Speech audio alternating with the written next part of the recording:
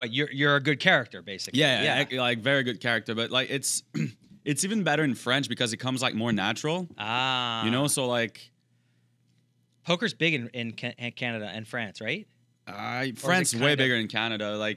But like where I'm from in Quebec City, there's and Montreal, there's very good grinders. Like there's But is it popular? Like, would it be? Would you get a lot of Canadian followers or more French followers? A lot more I French, would do right? it in English though.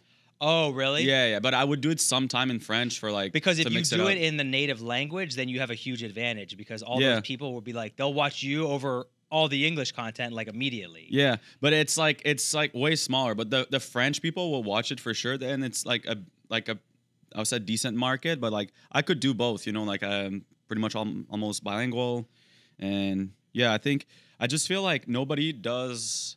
I look like. I mean, yeah, there's a little bit like there's not that much tournament vlogging stuff.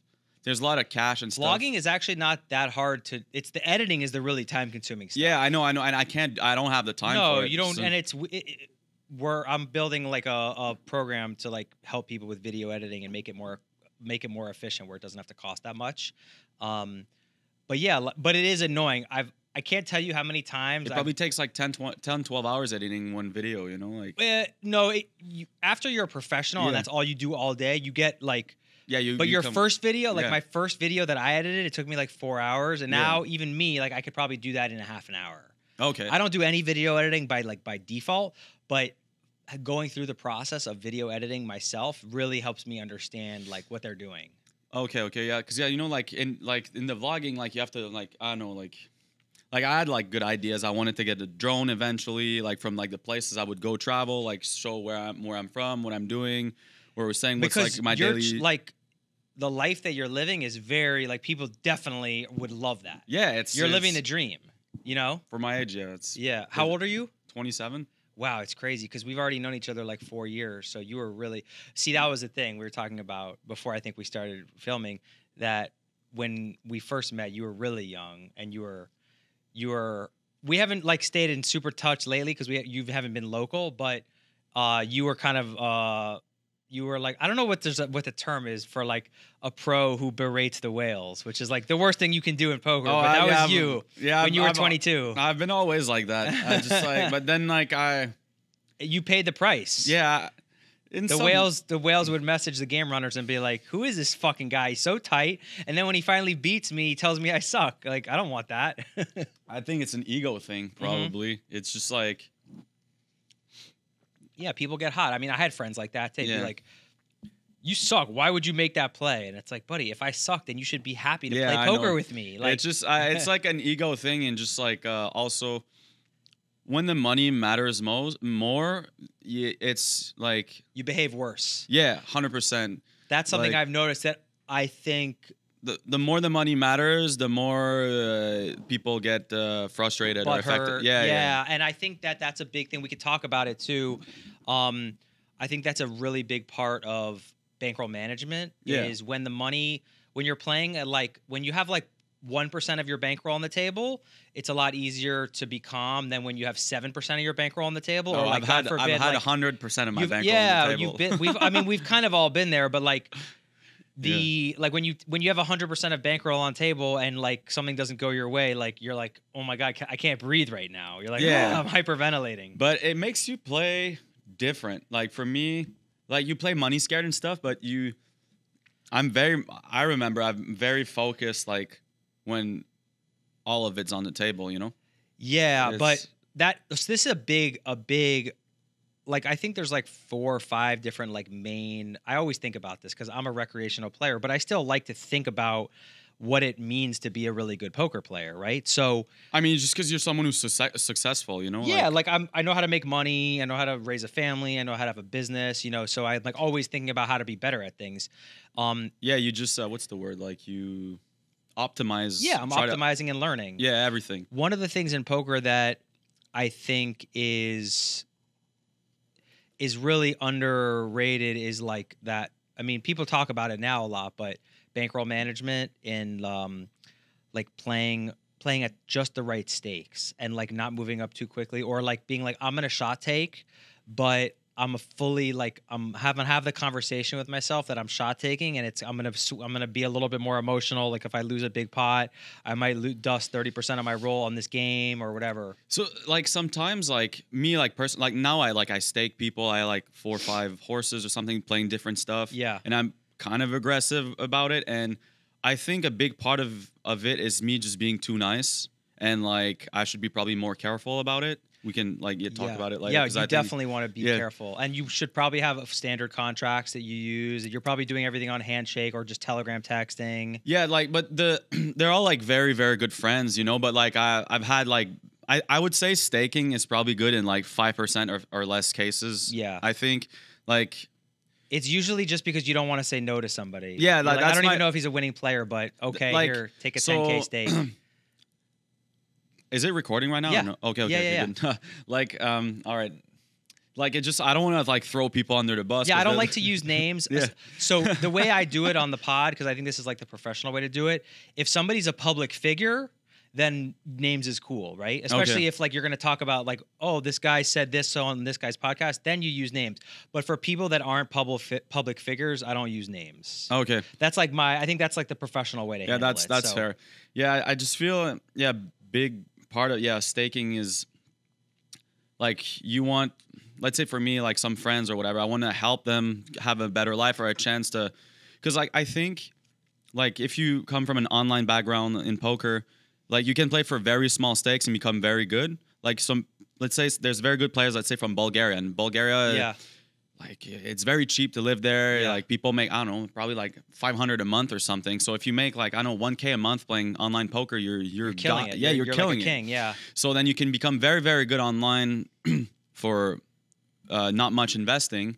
And then when you build the stakes and stuff, well, let's say you go on a trip, like, I don't know, let's say you're a 25 cent, 50 cent PLO player on Zoom on Poker ACR, Stars or ACR or whatever from Bulgaria, and you're crushing that. And like Yeah. you making, let's say, I don't know, 40 buy-ins a month, like 2K. 100K a year. Yeah. Yeah, Or whatever. so- like 40K a year. Whatever. Yes, Yeah. whatever, something like that. And then, but like you're beating that game, and that game is like way tougher than like the 225 at Hard Rock, you know. But it's like Yeah. the 225 at Hard Rock, like your buy-in is 10 times the buy-in. So Right, like, right. so let's say you move there, and then like you have potential, and you're shot taking this game, and then, I mean that's what it was for me. Like I'll give an example after, but you go there, and then the game is like so huge. So like there's two options: like you shot take crazy, or you need someone to be behind you. Because let's say you have, I don't know, like you're starting in Bulgaria, you build from, I don't know, $500, you saved up $500, and you spin it to like 3-4K and Yeah. then or 10K, and then you go to Miami with your 10K roll.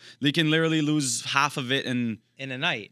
or a couple Depends days. which game you play, right? You can But lose yeah. it all in one night, obviously, Yeah. but like at those games, and they're just very soft. But the variance is probably higher because it's like multi-way pots, and then Straddling. people don't Before you know it, fold. you're 30 BBs deep, right? Yeah, exactly. And anybody could lose a 30 BB deep game. Like, doesn't matter if you're Phil Ivey. It doesn't. No, exactly. And then so there's like two ways. And me, I've never been. Well, now it's like I'm doing good, but like I've never really been good at bankroll management. I think Maybe that's the reason that you got so like tilted and mad at people, because you were playing too big of pots and it was But mattering too much. The thing is just like, like, so if I remember with Rona, like I'll say what happened. It's pretty sick story. Like, so what happened is like in the last few years before coming to Miami for like a long time, I was going from Busto to 20K roll.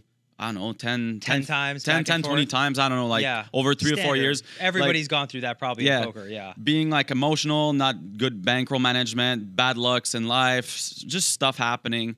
And then when COVID hit, like we used to run a game in the condo back home. I told you about this. Yeah, I think I remember. Yeah. So we started running a game back home, and then Before COVID? like during COVID. Oh, okay. Because basically where I'm from, there's only one game. It's like in the bar. Yeah. And it's like a 1-2 that plays kind of crazy, which is like super good. I play like countless hours there. It's super fun, super nice place.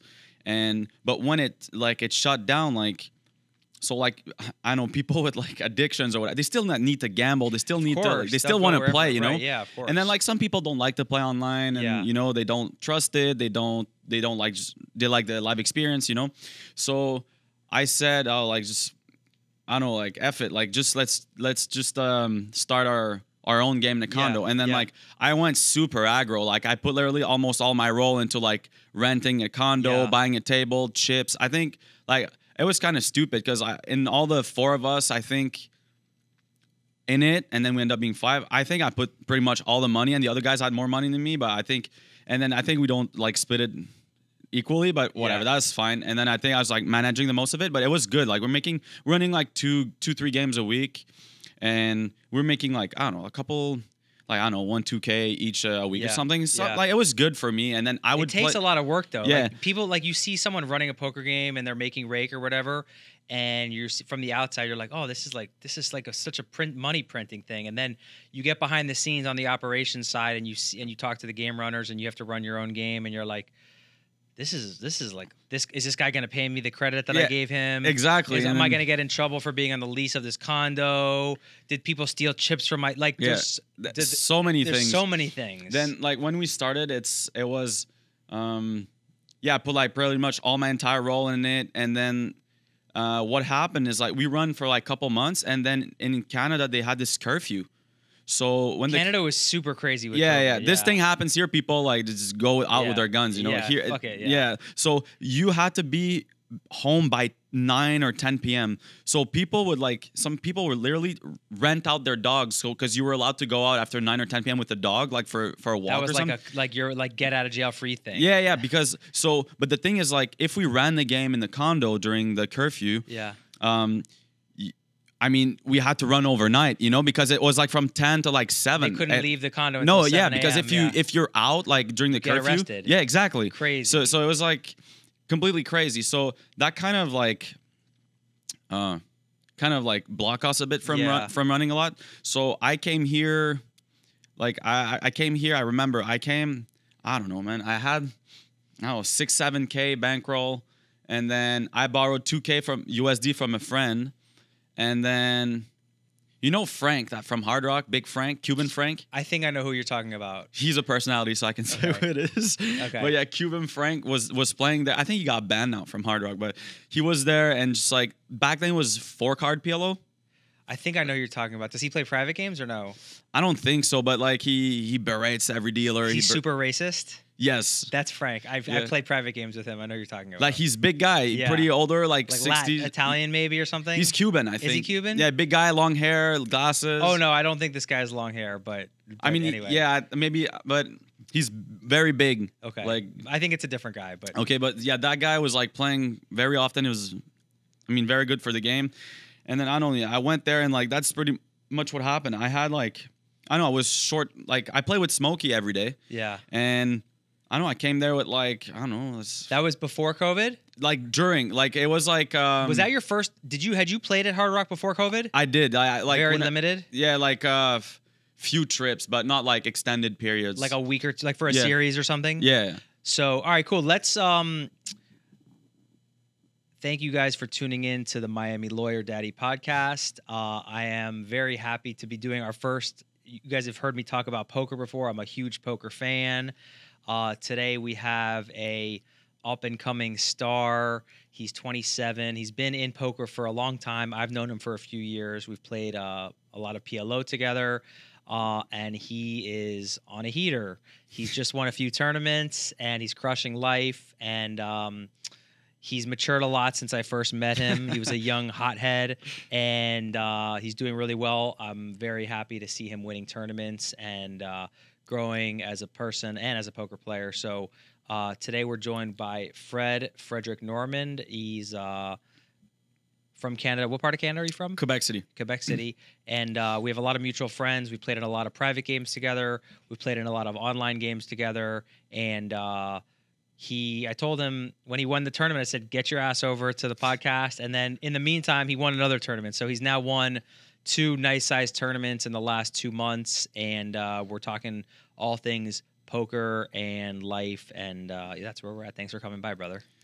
Thank you. Yeah. Nice invite. Very nice setup. It's, I think, the second podcast I do, but oh, cool. The first one, actually, it's a funny story. So the first one, an Uber driver was like, I was in an Uber back home, and a guy was asking like what I was doing. told him I was playing poker, but I didn't want anything. I was pretty much broke. And then Right. when we did the podcast after, like, I was kind of ashamed. And I don't know if the guy still has it. Like, I could try to message him, but like, I say, hey, don't post it. Like, you know, like I didn't accomplish anything. Yeah. You know? So I remember, and I don't know, I could probably try to find it and get the podcast, but you never. Did it never go posted? No, because I Oh. asked him not to. I was kind of ashamed. I was like, How long ago was that? You felt like a fraud or something? Not like a fraud, but like who's It's like, who wants to watch yeah, that? Like, I yeah, haven't like a done anything. wannabe, you know? Yeah. Maybe like 5 years funny. for sure. Oh wow, yeah. Yeah, you were young. five, 6 for sure. So, what's your so you're still like living in Quebec City. Like that's Yeah. your residence, right? Yeah. But you're traveling a lot. Yeah. So what is your like how many places will you go this year? Like what's your plan? Okay, so I think in the next few days I want to go to Europe. Okay. Because EPT Paris is the European Poker Tour starts on the 14th. That's Poker Star still? Yeah. I remember. So I have to tell you, I want to hear that your answer, but I don't think, do you remember my backstory about like No. during law school? Okay, you don't even know. I've never told it really on the air. So Okay. So yeah, let's go over your schedule and then I'll give you. So yeah, EPT Paris starts on the 14th, but I want to go to Europe before a little bit. There's other stuff. There's some like a small series in Madrid. There's one in Czech Republic after PLO series, and then I'll go to Paris after because I like the like I'm like jet lag a lot when I go there. Yeah. It's just like a couple of hours, but like the last time I went, I was not feeling good for a couple of days, so I want to get there before like the series starts. So I'll be there and like traveling and playing a bit. So pretty much like maybe one to two stops a month for the year. Like is that more than you think or a little bit less? Like it really depends. Like it depends on my health because like I told you before, like my back is hurt a bunch, but now I'm like stretching, doing physical therapy when I'm back home. But if I'm feeling good and in a good mental space, I'll play as much as I can. So Like if you're winning, you'll grind more. Even if I'm losing too, like I just feel like if the series is good, if like it's strategic, like on my traveling plans, yeah. And then I don't know, March there's Rolling Thunder, I think, at the end of the month, and then in the middle there's not that much stuff, and then the cruise, WPT cruise. Like how many cities? I don't know if you keep track, but you probably have an idea. Like how many like cities or places or series did you play last year?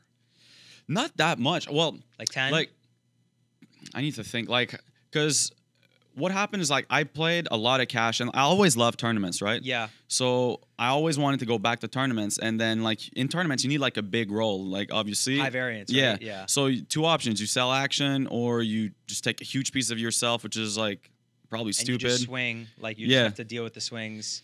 And like I know in the last 2-3 weeks, I probably lost like, I don't know, 30-40K in tournaments. And it's like, it's very standard. I didn't play bad. It is what Variance. it is. Yeah. Yeah.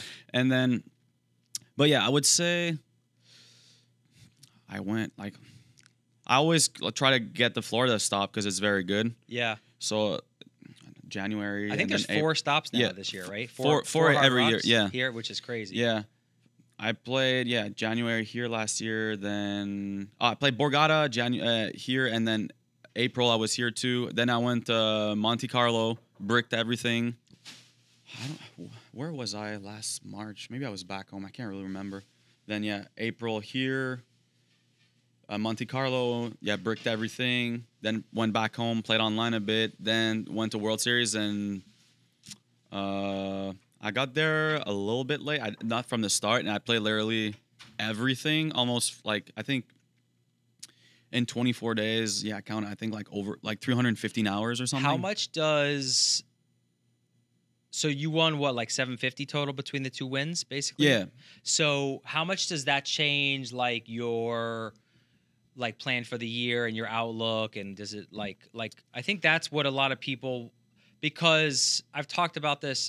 Did you see my podcast with Razorfish? No. So I didn't see you had one. Okay, now I'll watch so it. So we did a podcast with him, and we didn't talk about poker at all, but we talked about when he sold his company for $1 billion. Yeah. It was like he cried, like he was unhappy, and I was like, I had a similar experience. Like I settled my first big case, and I went from like always having between 5 and 10,000 in my account to having like 300,000 in my account, and I was just like, I'm not as happy as I thought I would be. Yeah. You know, so like I'm curious now that you had like a heater and you have a pile of cash, like how has it been versus how you thought it would be? Like because you Okay, obviously yeah, always thought that's about like yeah. one day I'm gonna bank like a tournament and I'm gonna have a pile. Yeah, you it's know? awesome. Very good question. So I think to me, it's very interesting. So I think to me, from 0 to 100 was way bigger than like from 100 to 1 million plus or whatever. Right.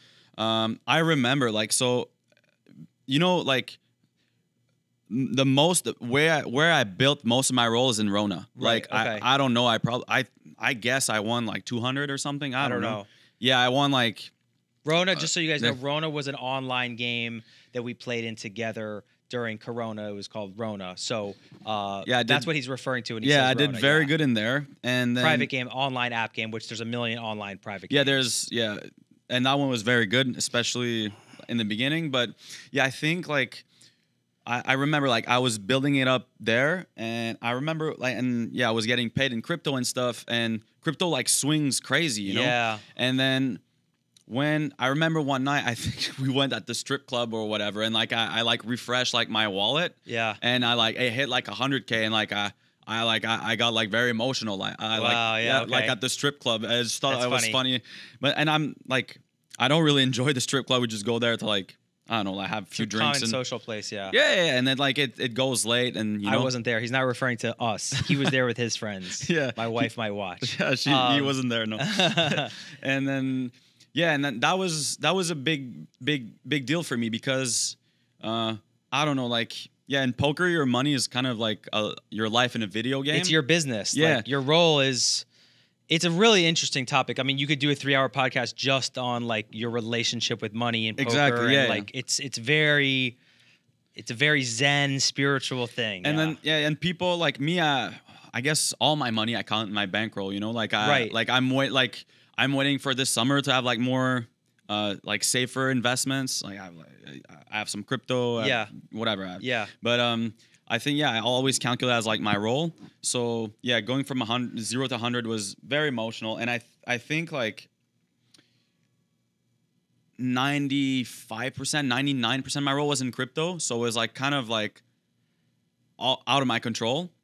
And then So when it boomed, so you were in heavy in crypto when it went all the way to 68, yeah, well but then like it crashed madly, and like and you didn't put any in USDT. No, probably, no, right? no. Yeah, neither did I. yeah, I mean, and then like super annoying. I lost myself. Horses were losing.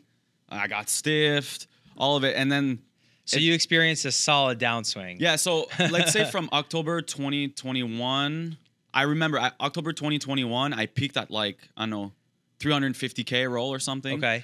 And then May, like that's when Bitcoin was at the top. I think. Everything was toppy. Yeah. You're And- upswinging. yeah. Big crypto's up. Yeah. And then it crashed madly. And then I think like in May, so 2022, I think I had like, that's just like around the time when the Luna scandal went out with Do Kwon or whatever. The owner yeah, of that was the first like big thing that started the down. So and then I think like I had to cut horses for a little bit. I think I had like 70 or 80K roll at the moment, and I was like freaking out, like because that's a huge fucking downswing. because and I didn't lose that much. I was stuck probably just 50K. Yeah. Like in like from October to there, and it's just because all of it was in crypto, yeah. and then some horses lost. I had like people didn't pay. I had to pay them through the apps and stuff. Feels like it's like your like life is ending. Right? Yeah, You're like, exactly. How is this happening? I yeah. was like chilling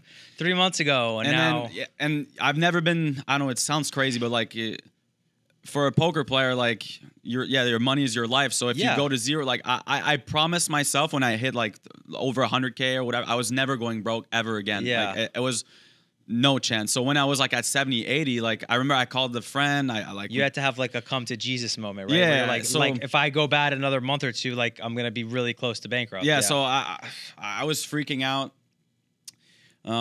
Then went to Vegas, won maybe 20, 30K that year. Then Oh yeah, that. Then I think we played Drive Shack. You heard of Drive Shack? I didn't really play in that Okay. club, but I Yeah. remember when you guys got into it. I Yeah, think, played Drive Shack. Did good. which was very irresponsible because that you could lose 70K But I in was one losing- session. Yeah, I was selling action though, like Okay. because it was Okay. too big. Yeah. Yeah. So sold action. The game was crazy. Then did good some online tournaments, and then like kind of like survived through it. And then yeah, last year like did very good with the apps and stuff. And then yeah, went to Vegas last summer. Did very good there. So summer 2023, and then just yeah, out of the randomly the last few months, bang bang, and then I now like because I'm happy because I always wanted to play tournaments. So going back to like what I actually enjoy, because cash game is So do you play when you play cash? You play mostly PLO cash, yeah, and then when you play tournaments, they're mostly Hold'em. Hold'em, yeah. yeah, which is kind of weird. It's just because like there's way more Hold'em tournaments than there are. There's like one PLO tournament usually or two. But they, sometimes the high I rollers, love too. them. Like I think PLO tournaments are great. I Do think, you? Yeah, I think everyone's bad. I'm not like the best, obviously, but like I think it's gonna become even more popular. And I think yeah, it's very complex game Yeah. and tournament. So I think that's very enjoyable. I really enjoy it. But no, I just think like yeah, tournaments, Hold'em, you have like always infinite to play, and there's always a place to go or stuff to go. So I really enjoy that. Yeah. So do you play any Hold'em cash at all, or not really? Very rarely. It just tilts me. Like It's tilting. Yeah. yeah. Like if the game's very good, I'll play it. Or because I don't know, I just feel like you have to fold so much. It's a lot of folding. Yeah. And the rake here is very low, you know. Like, but Yeah. like if the rake is high, you have to be You have to fold even more, right? even more. So it's just like Yeah, so money's an interesting one, man. So it's nice though. Like basically all it gives you is just gives you peace of mind. That's Yeah. really all it gives you. it gave me also like yeah, like a lot of because I went super aggro, like backing people, and then yeah, you need like like backing people, you need to trust people 100%. You're only backing for tournaments though, right? Are you backing no, for cash too? cash too, yeah, and Especially with cash. yeah, cash, and then like online you can track everything, you know. Yeah, and, like, on live you can't track anything. live you can't track anything. You like there's so many like stuff going on, and like it's always like it's very like a touchy situation. It's very difficult because you want like obviously you wish the best for the person, for you, and like to me, like in complete honesty, like I don't think I'd do it for money. Like No, you don't do it for money because I guarantee you. like I would invest, like, you know, like if it would be me, like I like I'm just trying to help people around me. Like Yeah, it 'cause- feels good to help people. Like Yeah. you're giving them a chance. and I feel like if I would have been in the same spot, I would appreciate it a lot. Yeah. So it's I kind of nice. see myself like if I would have been in the spot, like I would have loved so much someone would like give me to that just give you a little bit of yeah, like a deal. chance. Yeah. So I think that's how I see it, because like yeah, like it swings so much. Like I could just invest. I don't know. It's like so much easier to just say no. Yeah. To everybody. No, I don't do anything. And then, especially when you bank a couple tournaments, now everyone's asking you for a stake. 'Cause oh, like or everyone's borrowing fucking, money. Yeah, everyone wants to fucking come to you. I think like after winning jacks, I think like 5-6 people asked me for money. Of course. And like people I've never met, like people I like. You have to be really careful. I mean, you Yeah. see like all these people get scammed. Like, you know, it's It's weird. It's like I don't know. I feel like some people are what's the word, like is it careless or just like it's very hard. Like being a professional gambler is very, very, very hard. It's similar to like day trading. Like you're basically the same thing. Just I think honestly, not the playing part is the no, hardest. it's the money management and it's emotional everything- control. Yeah, everything around it, like taking care of you, having good sleep schedule, eating well. Like when you travel, it's so tough. Like even me, like I try to, but then like it's so difficult. You take so much risk on a daily basis, like every day. There's not many jobs that you show up every day and you could just get like destroyed. Like Yeah. most people are used to showing up, putting in work. Even if you have your own business, like you don't lose money when you show up to work. Like you might not get as much done as you thought, but you're still building your business. You're still building your website. Like you're making tangible progress every single day. You don't ever really like take a huge step back. Yeah, unless, exactly. Like, catastrophe strikes. And then like you don't shot take for a huge Yeah. percentage of your net worth and I think also I give this example to a lot of people who are not like familiar with poker. I say sometimes when you like, let's say you have like bad news in your life, like someone died or someone's very sick. Yeah. Let's say I don't want to like diminish any job or something, but let's say like you're a teacher or something, like you can like maybe not someone died, but like very bad news or something, something terrible. I don't know, like something bad happened. You can still like go to work and like you're able to do it. Like it affects you, but like not that like your mental like if you're a teacher, I remember like when I was a dick to my teacher one time, and she probably had something going on in her life, and she started crying. Yeah, and she ran out of the class, and the other girls in the class started crying. It was a math class, and I'm very good at math, so like I was a dick probably for sure. Yeah, and like, but like, it's not. It's like she didn't lose her job. She didn't lose any money. She had a really bad day, and she cried in front of the whole class, and she just ran outside. And then the next day, her life went back to normal. Exactly. And she like, but she was still like able to like, I don't know, like do her work. You know what I mean? For the most part. Yeah. So unless like you like in poker, if you're affected mentally, like it's gonna affect your game. You can't work. Yeah. You can either choose. You can either go to work and dump. Yeah.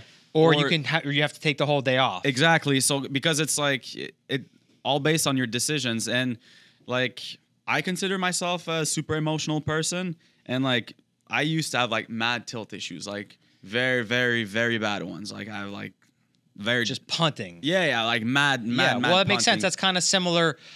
The way you would berate whales when we played in the private games is the same thing. You just couldn't control your emotions, whether or not you're just punting it off with 5 high or you're talking shit to like the one guy at the table who you should never talk shit to. Exactly. You're just making bad decisions. And then, also like we said before, when the money matters so much to you at that moment, it's just like it eats you, you know, like it's crazy the way it feels. I don't know, like a 20K roll and use like a 5-6K pot, like when you should never lose. It's just like. Yeah, so like a 2-outer, you know, for 40% of your roll. You're like, I don't care how good you think your emotional control is. Like when you get 2-outed for 40% of your roll, like you're having a reaction. Like you probably can't. It's almost impossible to go and play good for the next hour or two after that. It's almost impossible. Yeah, it needs like the bigger it is, the bigger the spot is. Like, I don't know, let's say your head's up for a big tournament and you get 2-outered for the win or whatever. Right. Like, because this even more like in a tournament, it just, the money sucks. Obviously, it's like, it's annoying. You missed on like, I don't know, 100, 200K pay jump, whatever. But then it's just like the spot might not come back ever or not in the long, not in the short term, you know? Yeah. So when this happens, you feel kind of robbed from but you have to also be like, look, like, but then you have to take a step back and you have to say like, look, that mentality, like when you feel like you got robbed, like all it's doing is hurting you. True. Because you're just being the victim. Like, how is it going to help you to be the victim? Like, oh, I got fucked. Like, you're going to like, you could go tell someone a bad beat story. They're going to just like they're going to like not like you as much. You're like, I don't give a fuck about your bad beat story. Like or you could wallow in your pity and then, you know, and be like, oh, I'm such a victim. Like, how does this happen to me? And then you're going to go back to the game tomorrow or tonight and you're going to like have the wrong attitude and you're going to play a little bit worse and it's just going to hurt you. Exactly. And I think the attitude to have is just like start again, you know, next one and just like. Do you have, I recently, like when something happens to me now, I used to never, bye guys, thank you. I used to never have like when I would take a bad beat, I would just keep playing. But now I know like I'll sit out if I'm playing online or if I'm playing live, I'll take a walk, maybe make a phone call, do something to recalibrate. And I think it really does help. I like, it's crazy we talk about this because I found like a cheat code maybe 3 days ago. Oh, wow. Yeah. So I was playing at Hard Rock and I don't know. I got like I didn't sleep much the night before, and I busted the main or whatever. But I was very upset about a couple things, like in poker, like like with the apps and stuff, like Sure. personal stuff, like all at the same time. I was like overwhelmed. I was very stiff. I was like very not in a good mindset. And then I went to eat and stuff. I was hungry a bit. And then I went to Subway after to get cookies or something. And the lady I was working there, she was like 70 something. Yeah. And then I was with a friend, and it really got to me that like this older lady has still to work at this age at Subway or whatever. Yeah. I was like, and then I don't know, I felt bad, and You then felt like a dick for being mad about like your bad beat. yeah. And then after, so what happened is like I got cookies or whatever, and then it cost like $6. I gave her like $3-4, and then after, I gave her a 20, and then like she put like her hand on her head. She's like, oh, like I'll be able to like go home earlier today, but like kind of as a joke, like 'cause she made like good money, and then like she seemed very happy, and then like I gave her 100 after, and then like she just started like crying, like crying, amazing. yeah, and then she's like, oh, thank God, like bless you, and like it, all the anger in me just went away like instantly. Like I just felt like I did like a good action. And then like seeing her this way, feeling so good, just, you know, like, because like I'm here gambling hundreds of thousands or here and there, like on a daily basis. And like, oh, I'm upset. I was up 14K and I just won like 3,500, you know? Right. While she's like working her ass off physically at 70-ish years old. So, and then you get wrapped up in your world. And exactly. You're like, oh, I'm like so obsessed. And then like you're feeling this pain. And then like, you step into this lady's world where like $100 tip could like change her whole life. Yeah, for exactly. a while. Changed. Yeah. And then it was really eye opening. So now I feel when I'm going to be in a bad mental state, I'll do a good action. Yeah. Like I think that's because it gave me like so much, like an immediate like recalibration, right? Instant, like it's instant, amazing. like all the tilt went away. Like That's fire. Yeah. So I thought really like cool. I need to do that more often. And you know, like I don't see it like it cost me something. Like I barely. I don't see that like that. Like I feel poker players like they don't really pay taxes or anything. Yeah. So I think like giving away back is very important. That's why I try to be generous with friends or the homeless staking, people. with like that's how I like trying to give back to the world. And I just thought, I don't know, it made me feel very good. That's pretty cool. I like that. I never would have thought about, I mean, people like to do nice things, but you could do nice things also like strategically to help yourself, right? Like you're still, the lady still benefits a lot. Like I just helping you too. Yeah, I just like felt for her. Like I was like, man, she's old. Like I feel like I know her tip jar was low. Shouldn't have to work so hard. Yeah, at that like age. Yeah. So I don't know. I just feel like helping her, you know, and like how she reacted was priceless. Yeah, huh? everything. Yeah, that's fire. That's really cool, man. So there was other stuff I wanted to kind of like ask you about in terms of poker. So you're playing kind of mix of cash and tournaments. What do you like better? Yeah, so I definitely enjoy more tournaments. I think because the thrill of going deep in a tournament is like it's like nothing else, right? Yeah. Waking up for like a day 3 or a day 4 is so cool, right? Yeah, it's super fun. Everyone's so serious. It's funny, like day 1, everyone's splashing around, blah blah, and then like the deeper it goes, everyone's so serious, nobody talks. Like I try to like be less serious on the first few days, but I get very serious. Like it has a different feel for sure. It's like, and obviously I'm not a professional, but like when I play in a tournament, which now is like once every 2 years. I made day 2 of a main event here like a year ago, and I didn't regret it, but because I got home at 2 in.the.morning and my kids woke me up at 6:15, and I'm like, okay, I have to go back, and I'm on 3 hours of sleep, and I'm like cracked out of my mind. It's terrible. I'm like, all these other guys got a nice 10 hours, whatever, but the feeling still of adrenaline of like walking in, it's like feels like you're a professional athlete, right? You're like walking into the arena.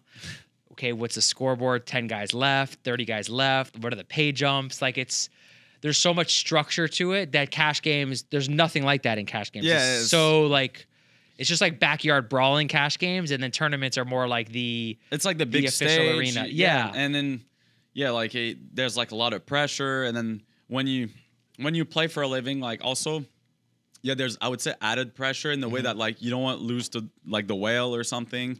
Yeah. Which is like, it's out of your control, but Yeah.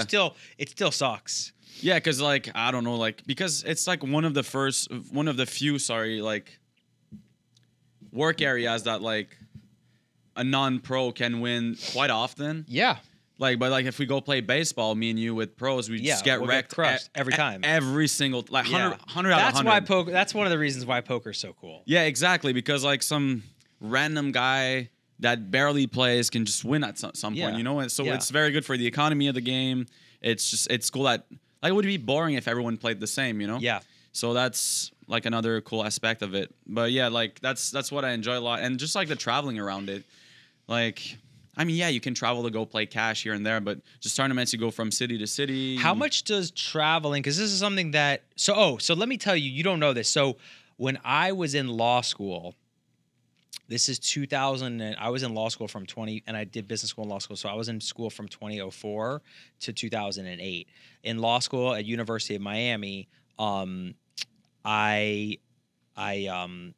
met Vanessa Russo. Do you remember Vanessa? Yeah. So we became friends, and this is you can't even play cash at Hard Rock at this point in time. All there is $100 and $1,000 sit and goes. So we were They playing had sit and goes. That was the first. Before there was no poker, and then the Okay. first thing they got was sit and goes. That was And must that have was been all fun. there was Okay. only sit and goes, so there was no cash was allowed. So sit and goes was the first thing, and she was doing really good at sit and goes. We were playing party poker online, and we were playing sit and goes at the Hard Rock, and she was doing really well. She was super smart. She graduated Duke in 2 years. She's like 1,600 SATs, like very, very high level of like intellectual. Her dad's a chess grandmaster. Okay. She played like high level chess, so she's a gamer like from birth. So she was doing really well. She started playing in main events, 10K main events back then. She had a little bit of success. She found some guy to stake her in a few that she did well in. And then we were finishing our second year of law school, and she had like saved like a 30K bankroll or something. I was still in law school. I think I had like a 10K bankroll. I think I won like a 1K or something. I 5-way chopped the 1K. So my bankroll was like 15K and hers was like 30 or 40. And you're like early 20s. And we're 22. Yeah, okay. She was 20 because she was graduated Okay. Duke in 2 years. I was like 22. And she's like, I want to go play in the 25K, 5 diamond Bellagio. And I'm like, that's kind of like your whole bankroll. Yeah. And she's like, yeah, I know. She's like, I'm going to put up 10 and let's sell the other 15. And I'm like, okay. So we talked to people. We did it. We got it done. I bought, I think, 1,500. My dad bought 1,500. Her ex-boyfriend bought 1,500. You know, add it to the list. You know, you get 7 people and then you're good to go. So I think that's the last interruption. So we decide that we're playing the 25K. I mean, she puts up 10. We sell the other 15, and Okay, you guys have to add this. It's too good. Oh my god.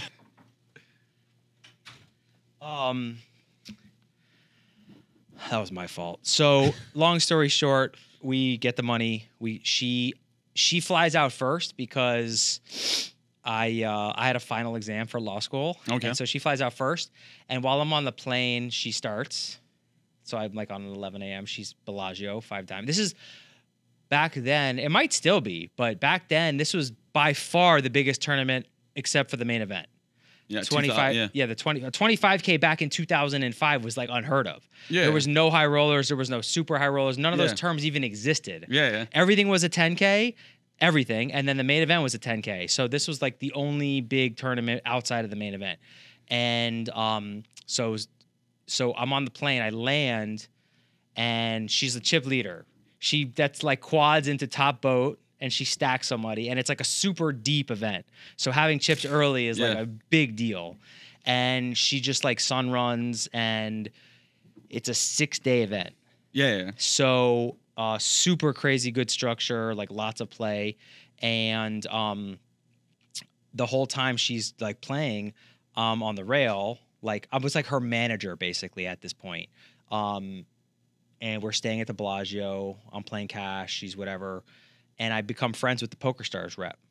It's this guy Rich. He passed away recently, but anybody who's like an OG in the poker world knows Rich Corbin from Poker Stars, and he's super nice guy. I just like spend like 6 days with him on the rail. We talk, whatever. She winds up getting to final 7. This is a WPT, so 6 is the final table, as you know, and she gets she's in like 4th position.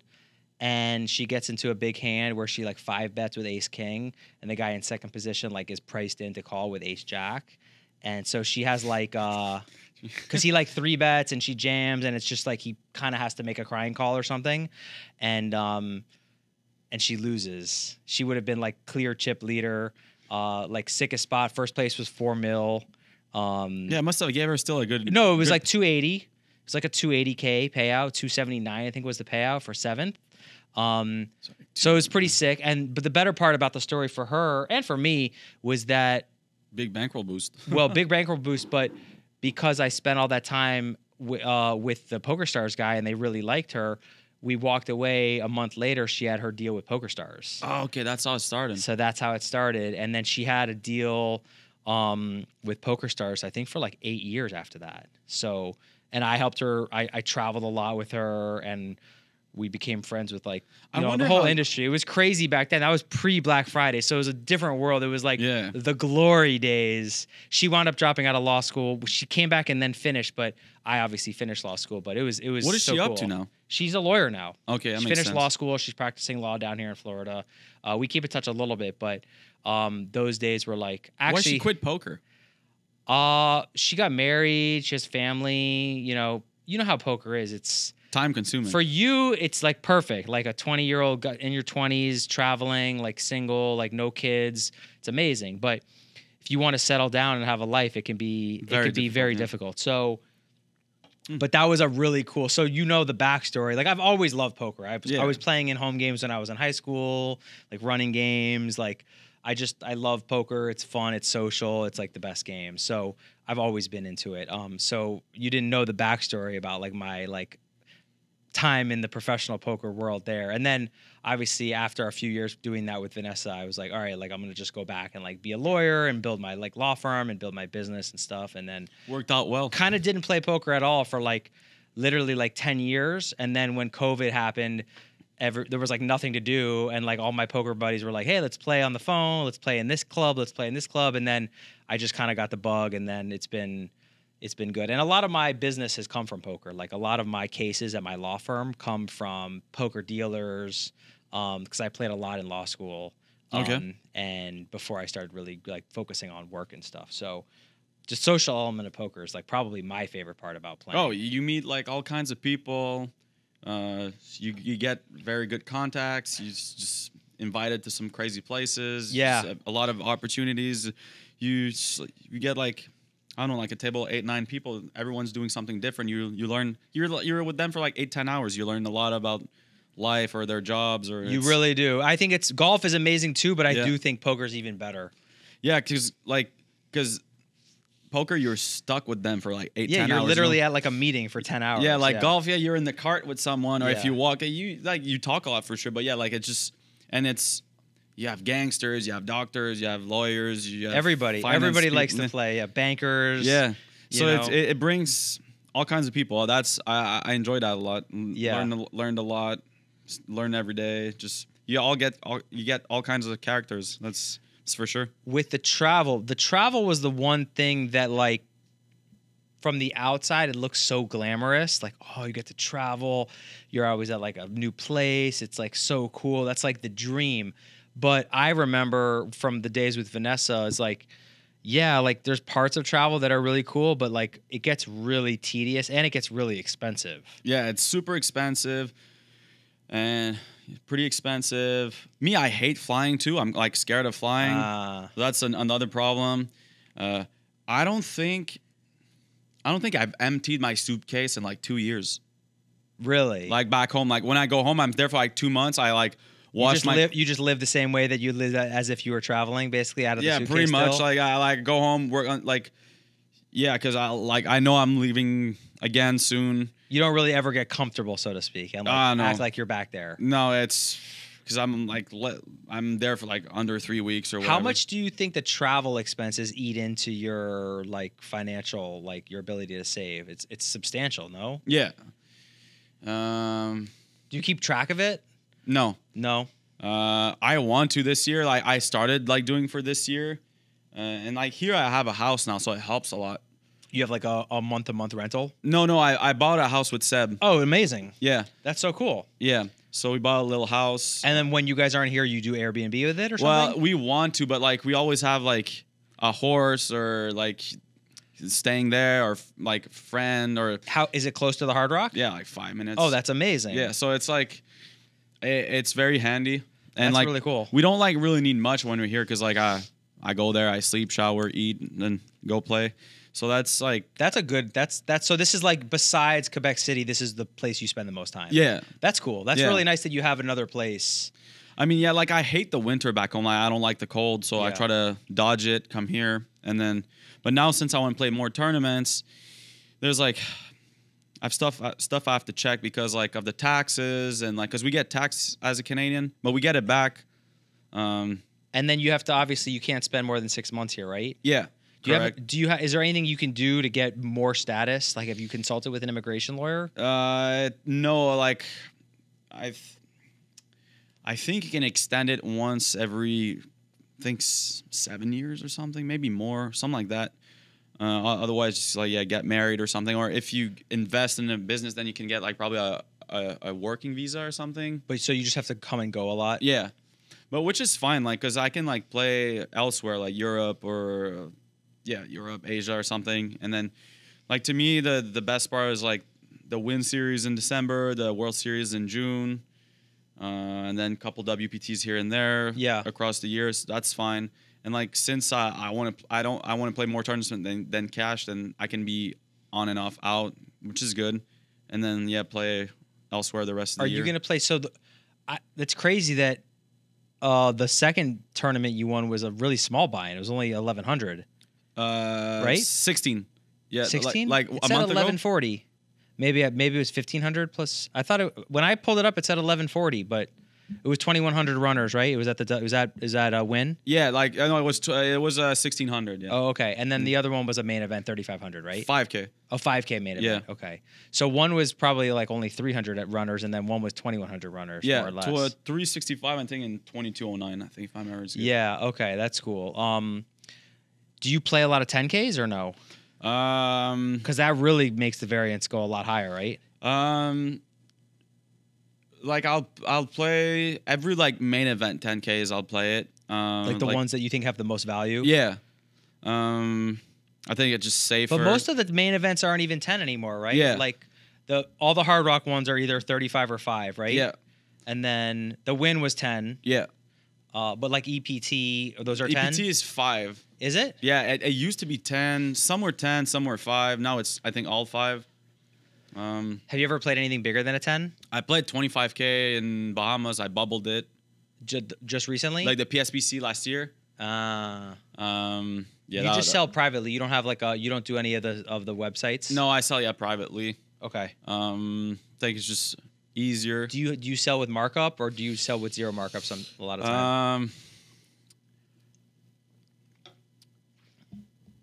I like it depends. Like the bigger stuff, like I would sell with markup, but I like a little bit, and then let's say last year in Vegas, I sold a markup, but I sold to like always the same people. Yeah, so like, it's an established thing. Yeah. Yeah. And then but now I'm like the 5K, the like the last 2 ones I like all of myself pretty much except like one swap, like a friend or whatever. But no, like I go aggressive but not too much. And like there's people I always sell them no matter what for different reasons. So we talked, I think, I don't know if we were filming, you said you were kind of itching to make some content, right? Yeah. So you obviously watch some content then, right? Not that much. No? You don't watch No. any? I mean, you watch, what poker content do you watch? To be honest, like not that much, but I I don't really watch Twitch. Okay. Like, do you see, like, what does your YouTube like show you? Does it show you like Hustler Live clips? Some of it. Okay. Some streamer stuff. Okay. Do you ever watch a live stream, or do you only watch it like if a big hand? If I watch. Did you watch the $1 Million Game, like at all? Did you see the hand, the big hand, the $3 million pot with Dwan and Wesley? Yeah. Well, I saw it like after, right? Yeah. Yeah. Okay. I watch like final table streams. Okay. Tournament ones. I like those. That's cool. I think it's good content when there's good players too. Also to like to pay study. attention. Yeah, It's like fun to watch them in real time, right? In real time, it's fun. Like I love how they did the November 9 before also the World Series. Like we would gather a group of friends and like watch it like kind of the Super Bowl. Yeah, it's it like, is cool. It's weird. Like for non-poker players, it's like it can be boring. You know, there's not like much action. If you don't understand the subtleties of like a 3-bet, like shove with like whatever, and like oh, we didn't even see a flop. How's that exciting? Yeah. You know, but like for poker players, it's like, oh, this is big. Like, is he gonna take this spot? Like, he has a good blocker. Yeah, the bluffing spots, the ICM spots, when you understand it, it's very fun. Like, it's good. It's good stuff. Yeah, if you don't have the understanding to see what the decisions are, it's like very dry. But yeah, because like people like hardly understand I don't know, like sometimes I put like Instagram stories and like I update my stack or something throughout the tournament, and they're like, I get this question so often. They're like, "What's a freaking BB?" or like yeah, there's so much that we take for granted as poker players that like people outside don't. They just don't know what's going on. So yeah, maybe I should explain more like what's big blind to non-poker people, but and what's your stack? What's the starting stack? How it works? Like people like you show their stack, they think like you have like 500,000 in your stack. So you're chilling, you're like on the verge of being out, or they don't think it's like they think it's real money or something. But like because like people they only see the tip of the iceberg too. They only see when you win. You know, they're like, oh shit, like or. I don't know. People are so results oriented. You know? Like people think that you're a millionaire like just because you won $1 million in 2 tournaments. It's like, well. For like it could be. It could be, but it could also definitely not be. Yeah, like also, and then people like you can be like very very good player and running super cold, right? Like it happens. Yeah, and then the day you win, I knew it. Like I've known this guy for a long time. Like I knew he was gonna make it. Like I had so many haters, you know, and then like a lot of haters like from high school, and then when I won like those 2 tournaments or whatever, and that good summer in Vegas, like. I was surprised how good people reacted. Like I had lots of support. I appreciate that a lot. But yeah, like I mean, some of the haters obviously didn't say anything, but I just think it's good. Like for me, it felt good. Like it's lots of questioning. Obviously, it's really tough to know if you're actually good or not. It's really tough. A lot of people that think they're good are definitely not good. That is the most common one, yeah. 100%. And that's why poker is a beautiful game, because you have all these people who like, you see this story all the time, like this one guy who like won a tournament early and like his whole life became about poker, and then he's just a dumper. Like he somehow convinces people to back him, but he's like always playing in these games, and of course he swings up and down, but like he's just losing like his ass like all the time. And also like you see it more often also in cash game. Like I see some lineups sometimes, like it's a mix of like ego and like addiction. Like you'll see like a lineup, there's like I don't know, like 3 whales and like 1 or 2 pros. I'm like why are they playing this? Like they're just they're just gonna get wrecked over time all the time, you know? Yeah. And then but they still decide to sit and like they think they can probably win, you know? But it's just like I see it at Hard Rock all the time. Like I look at the lineup, I'm like why are these people playing, you know? Like but like okay, so this is actually a really good topic. So I am not a professional by any means. I'm a recreational player. I try and play good, but like if I decide that I want to play, like let's say my wife, I've worked hard all week, right? And my wife and my kids are doing something on a Friday, and I have 5 hours, which for me is like a big deal. Yeah. As a lawyer with a business and kids and a wife, like for me to get 5 hours for free is like a big deal. Like for sure, I want to probably go and play poker. So I have like 5 hours to figure it out. I don't have much time. Like I have to find a game and I have to play. Yeah. You know, so like I have to take whatever's available. If it's a game at the Hard Rock with €7 that are going to chop me up, it still could be fun for me. Yeah, but I but just have to like remember, like, look, like I have to be careful. Like if I play the same way I like to play in like a private game when it's all like businessmen and lawyers, I'm gonna get fucking crushed. Yeah. So I have to play a little snugger. Like I'm still probably a losing player in this lineup, but I can minimize my loss rate by playing a little bit better. Also, it's just like it's like a hobby though. Like for you, Right. it's like I don't know, like let's say people they lose like 300,000 a year playing poker. Right. Like they play a couple times a week. It could be like I don't know how much are golf memberships here, but I Yeah, assume the it best could be course similar. Yeah, it could Yeah. cost 200-300K a year Yeah, probably. for sure. Like very nice like golf courses. Yeah, if so your net worth is 10, 15 mil, you can easily afford to lose $200,000 or $300,000 a year in poker. so like that's probably fine, but like Yeah. I think it becomes a problem. Like I mean, unless you have like insane amount of wealth, like you just like for some people it's just a hobby. You know, they just come every day, Yeah. lose every day. Well, on the long run, they win and lose, Yeah, win they lose. swing, but they lose. Yeah, Yeah. and then it's kind of whatever, you know. Right. And I think that's okay. I just think it's like crazy, but That's one of the issues with poker is that it's so zero sum. You know, Exactly, It's like yeah. you're sitting around a table with people, and either it's a casino or the home game. You know, it's like if this guy, whoever wins, it has to be at the expense of the other people. Yeah. That's like and I get it, but that's kind of to some extent how life is. But some things in life are not. But a lot of things are for sure. But that's kind of the problem with playing big. And I've heard this from people. I've heard this from like whales and like true recreational players that I'm friends with. They're like, I don't like to play with people where you can tell it really, really matters to them. Yeah. Because it takes the fun. Like I don't want to stack a guy. Some really fucked up people are like, I Oh. do want to stack a guy and I want to send him back. Yeah. I want to send him to Bankruptville. Yeah. But like legit people are like, I don't want to fucking like really like send a guy fucking into bankruptcy. Like, no, like I want to like I don't want to see the pain in someone's eyes like that. I think it's like I think the small stakes and the super high stakes, it's where like it matters a lot. Like I feel in between it's fine. Let me like explain to you. So like me when I started whatever, I was playing small game like had Right. like couple buy-ins whatever. Yeah. It was like my whole roll, you know, like 7-8 buy-ins whatever. So if I lost everything, I mean let's say I had like 5K roll, I could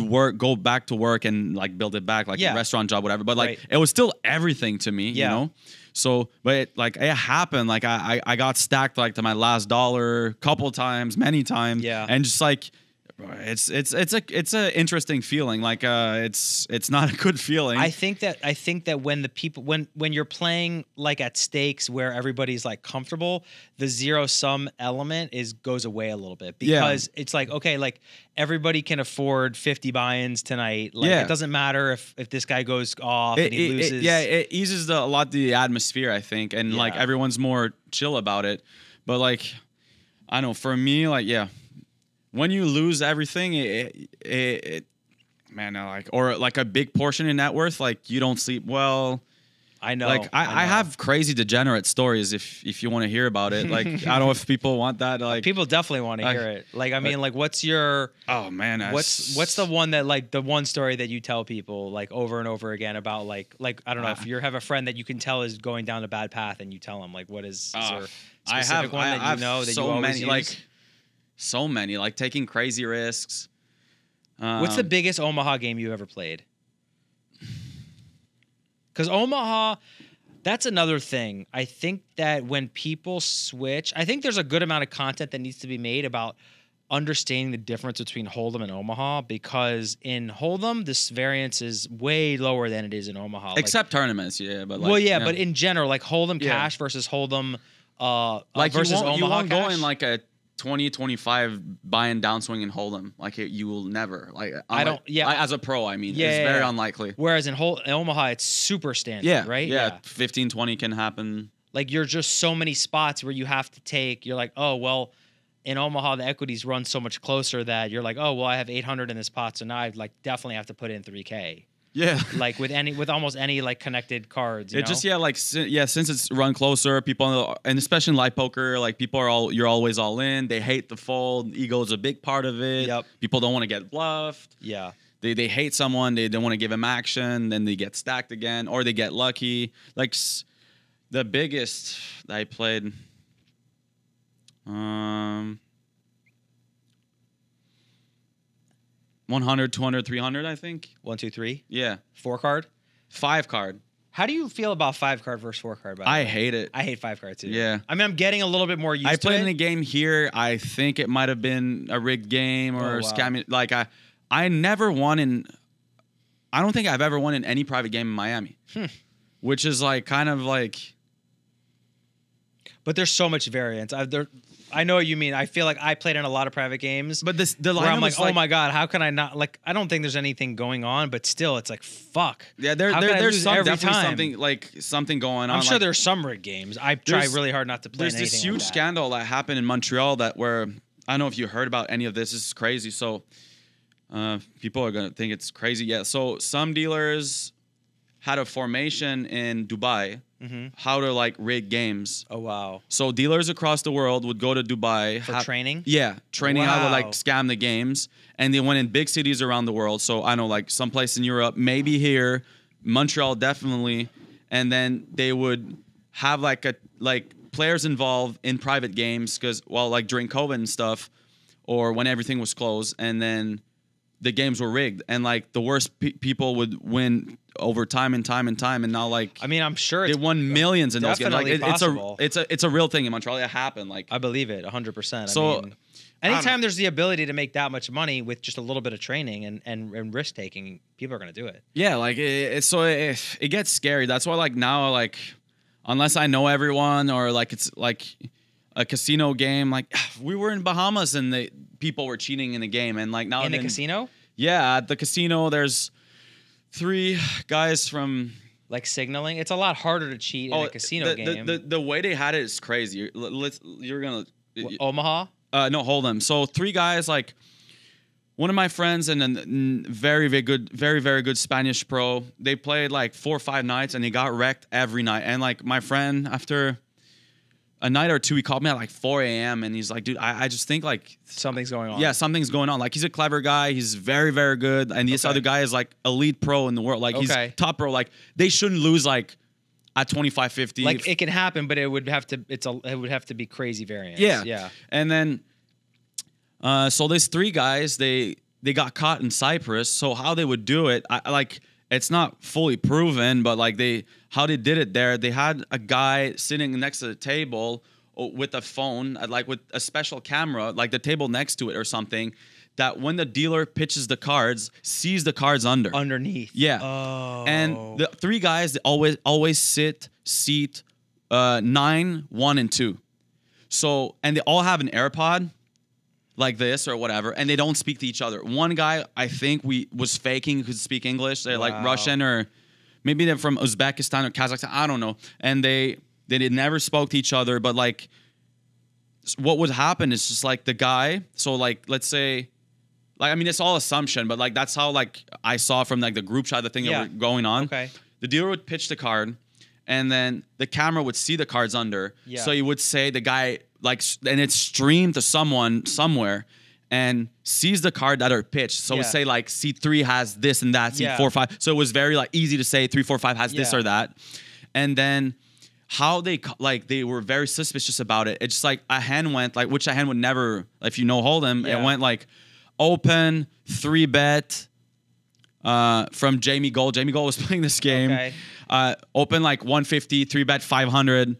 Cold call from like one of those cheaters. Yeah. Cold call in the small blind from the cheater. Okay. And then the big blind, the other cheater cold called, and it went like 5-way, and it went to the showdown, and big blind at aces and Jamie Gold at aces. In what world like you cold call with like your 2 friends with aces in the big blind, let's say 40K deep? Like that like never happens. So they're just trying to get like Jamie and the guy with like basically like card sharing or whatever, because like the 2 guys were just always cold calling each other, and like so many hands made no sense. Like none of these games were streamed though, right? No. Oh yeah. So I mean, you would think though. But yeah, and like these guys, they did the same in Norway. I heard from another guy like, and they asked to like play on stream, and they didn't want to. Like just very shady stuff. So like, what do you remember when the Jack 4 hand went down? Oh yeah. That was crazy, right? Yeah. What was your first reaction to that?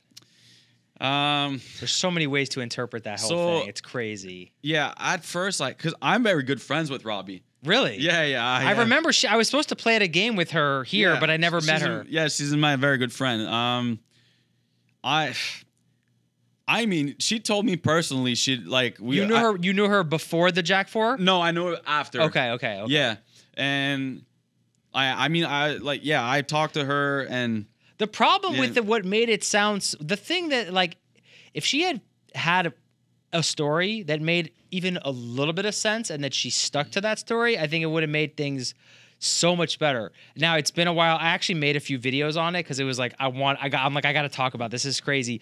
The big issue I think with the hand was that when she's like the stuff she was saying just made it seem like it made no sense.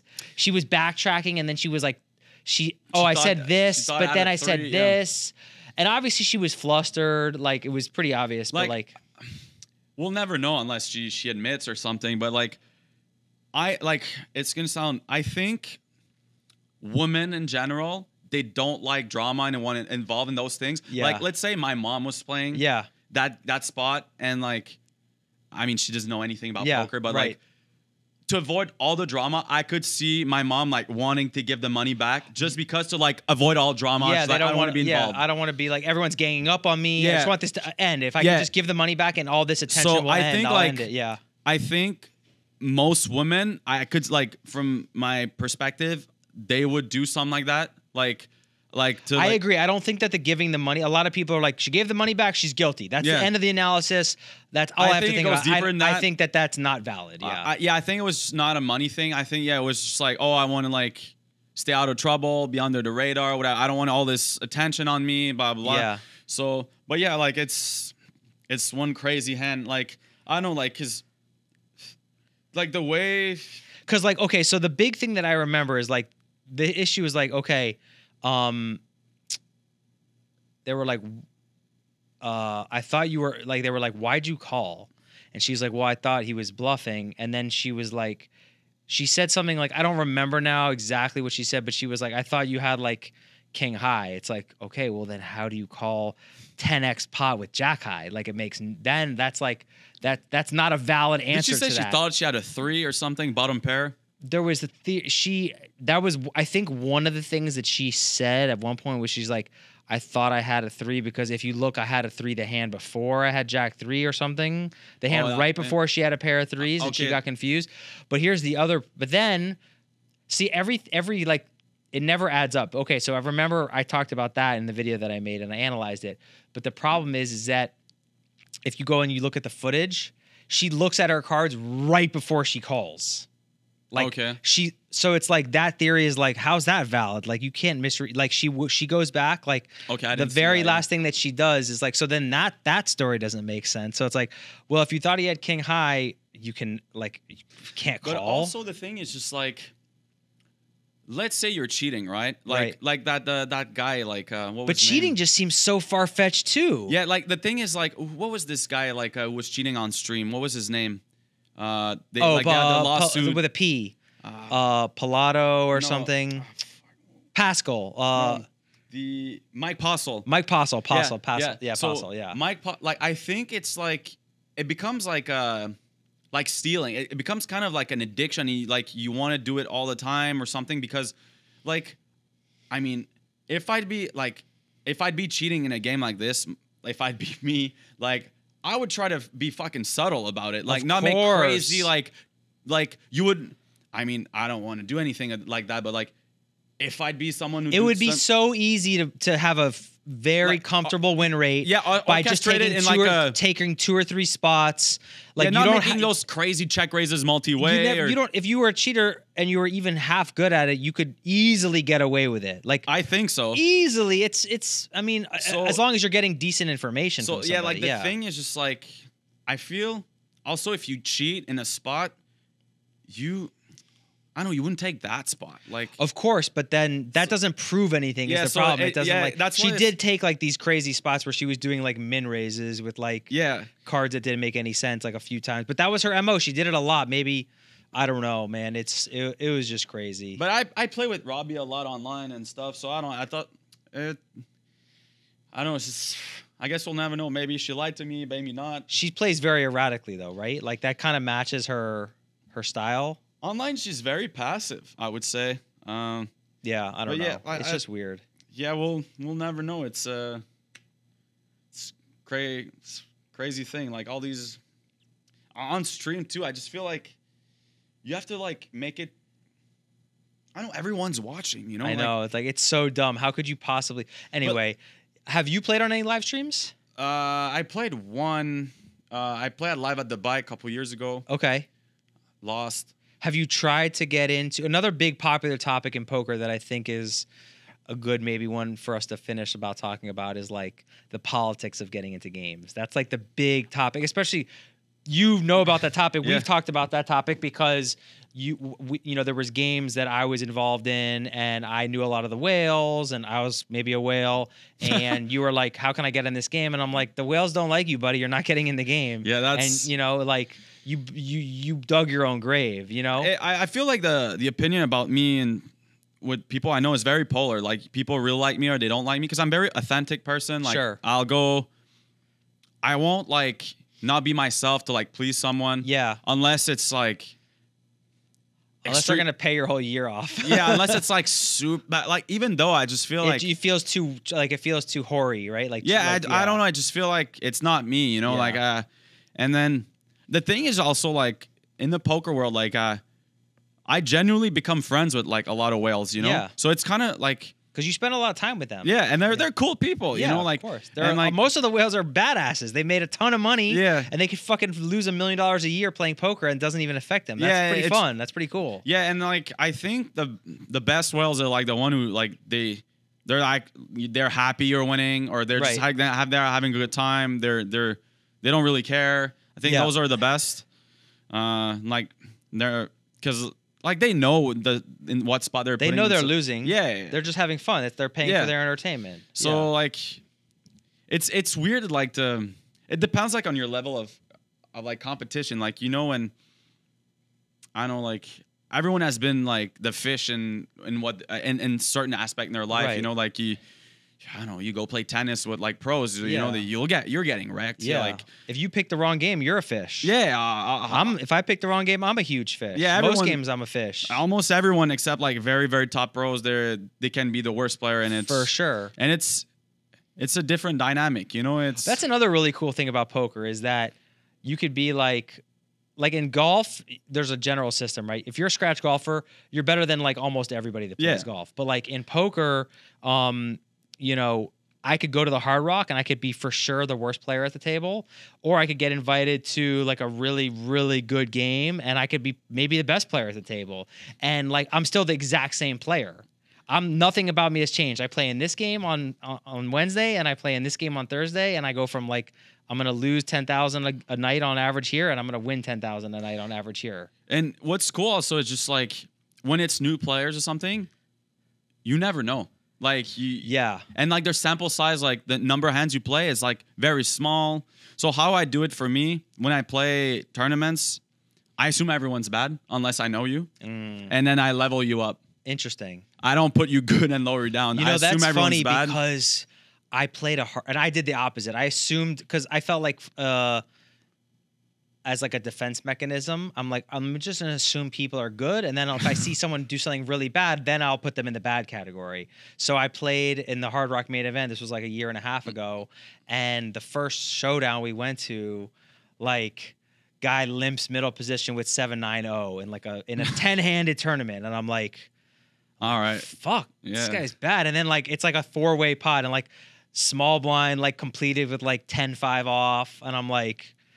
Is this really how? Is this? I mean, I heard these tournaments were good, but is this like how people are playing? Yeah. So maybe I should have done what you did, which is assume everybody's terrible, and then just like here, people have so much money. Like it's.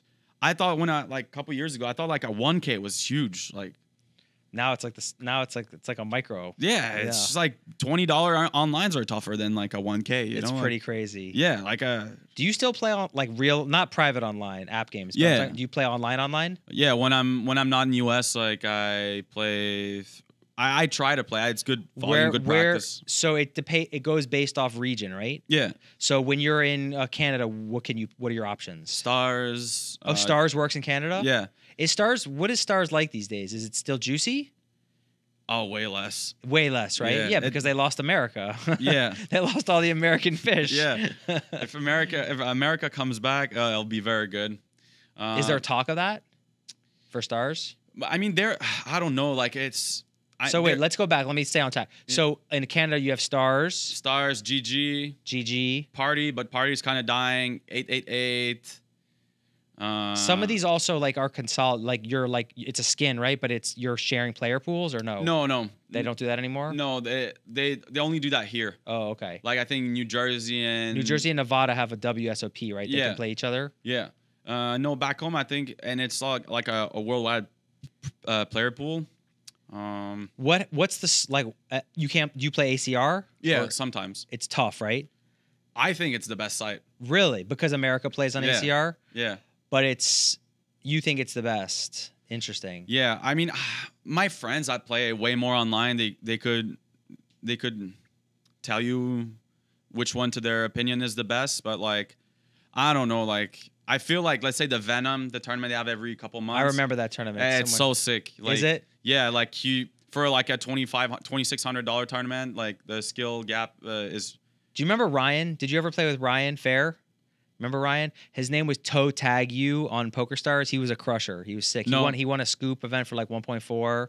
Don't know him though. He doesn't play anymore. He's retired. But when we started playing together and I met him like 2 years ago, I bought. He's like, we were just becoming friends, and he's like, I never sell action. He's like, I'm good. He's like, I don't sell action because I have money and I don't need to. But he's like, you seem really cool. Like whatever, we're gonna play cards together. He's like, I'll sell you half my action. I'm like, done. I think Venom's like a 3,500, right? 2650, I think. But it's like 5-day event. It's like crazy structure. And long story short, he makes it to like day 4, and he's in good chips with like 70 people left, and sick. And I was sweating it.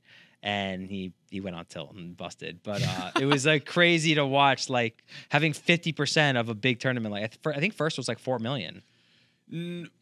I think it's like usually in between It was 1 at to least 1.5. 2 or it was at least I think 2.5. It was big. Maybe it was a 10 million one. I think one time. Yeah, that was a 10 mil guaranteed. Yeah. Okay. Or That maybe must, even yeah. more. It was huge. It was like their biggest event of the year. It was massive. Okay. Yeah. Maybe. Yeah. Maybe it was like two something. Yeah. That was my only experience, and then I've played a little bit on ACR just to like when I was trying to learn how to play Omaha. I was like, I need a few more reps, and I want to play like smaller stakes because the private games are so big, and I just wanted to like see more hands, you know? Yeah. It's good. You just play smaller stakes, see some hands. With the Zoom is the best, and when you fold and go to the next table. Yeah, because you just decision, no downtime. Mm-hmm. But yeah, that's pretty cool. So, do you want to play in any live streams? Yeah, I'd love to. Like this city Game of Gold, the GG thing. I've been hearing that the Game of Gold was really good. The one of my goals is like try to get content and end up on there eventually. Okay. Like, cause my end goal in poker is like get a sponsorship. Yeah, I mean, think why I'd not? be good ambassador, speaking both languages, French, English. Kind of good looking guy, like interested in the game. Yeah. You should. You got to make content. You Yeah, got to put yourself out there. So I think and like I consider myself a funny guy. If people that know me, they would agree. I'm very crazy. I'm a character. Like, do you have any followers like at all anywhere right now? Not that much. I got like a bit on Instagram, but Yeah. I think it would go pretty quickly. Yeah, it would. You just got to make. Have you seen? So I follow. Like the only thing poker's like the only sport that I care about. I don't really watch. I'll watch the golf majors. That's it. I don't care about NFL. I don't care about NBA. I don't care about any sports anymore. I used to love. So poker's really like only thing. I'll watch some of the live streams. I'll watch clips. I watch obviously Hustler. I watch the Texas one, Doug Polk's one. And I just kind of like watch some of the podcasts. So I love poker stuff. It's just fun. Yeah. I forget what I was saying about playing in live streams. Yeah. Oh, no. So anyway, I follow Rampage. I think I started following Rampage like right when he won that tournament where he was streaming, like his first tournament where he went from like probably like a 40K bankroll to like 200. He won a ring in New Jersey, I think. and I've been following him and Mariano for the last 2 years, like going from, nothing to they both have like 2 or 300K subs now. But this guy Wolfgang came out of nowhere for me, and what he did that was really smart was that he focused on making reels on shorts. Yeah. And he's over 1 million subs now. Yeah. And I think that if you look at like the views, Mariano and Rampage are still getting a lot of more views on their like long form content. But the subs that Wolfgang got from doing the strategy with the shorts is, so if you made some shorts, I think you could definitely get. Yeah, look into it, like see what's the best way to do it. I looked into it a bit, and like I feel like, because I want to do a mix of like strategy and like the intuition, lifestyle. Like in the thought process, because I feel like when people play, they don't put like verified information like solver stuff or whatever in the hands. I think it's it would be a good learning tool. It'd be a good a good partnership with possibly with like coaching sites or whatever. So I like a good business point of view, a good way to like verify what I'm saying, because with the actual situation. And also I have always the both aspects of like